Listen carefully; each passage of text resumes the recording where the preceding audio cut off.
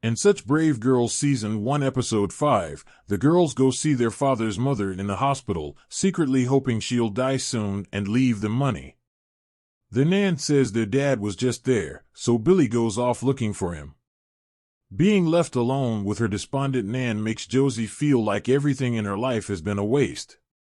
Seb asks that she open up to him, so she talks about her nan's upcoming death and feelings of insignificance. Dev sees Josie and Billy struggling and suggests they get therapy, but Deb thinks there are other solutions to her mental health problems.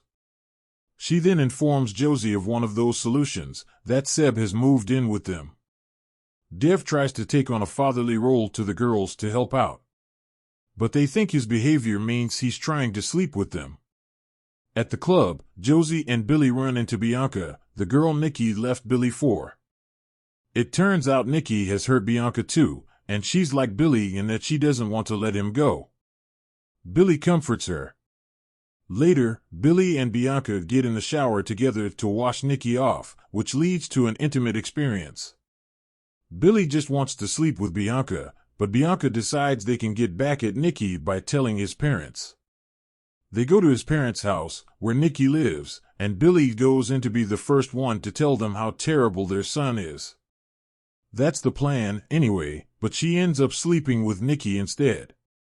Dev decides to have a chat with Seb about his worries that Josie would cheat on him with a girl.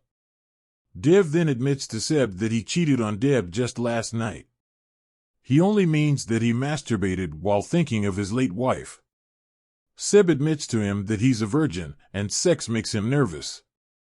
They both relate to not wanting to show women their fear. Deb peeks in Josie's diary to find not much mention of Seb. Dev apologizes to Deb over his cheating, but Deb tells him she only wants a stable man who will be committed to her. Now Seb's wondering how else he can commit to Josie. Meanwhile, Josie tells Sid she figured out she is whoever Sid wants her to be. Sid and Josie bond again over their trauma, but when Sid's father comes into her room and gives her a hug and kiss, Josie freaks out, mistaking his affection for wanting to sleep with his daughter. Once again, she runs away. Josie then confesses her problems to her sleeping nan, but it turns out she's dead.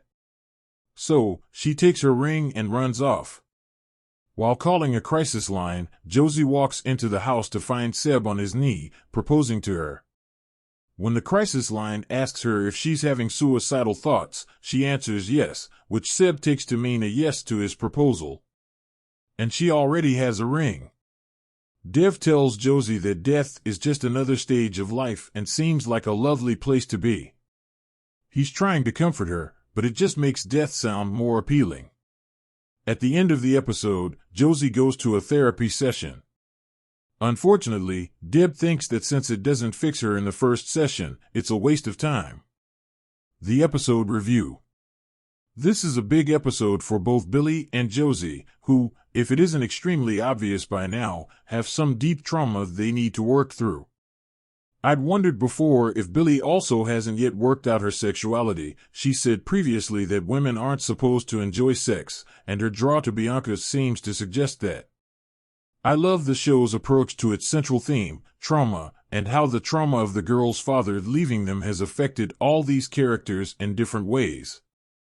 Billy, in her stark fear of a man leaving her again.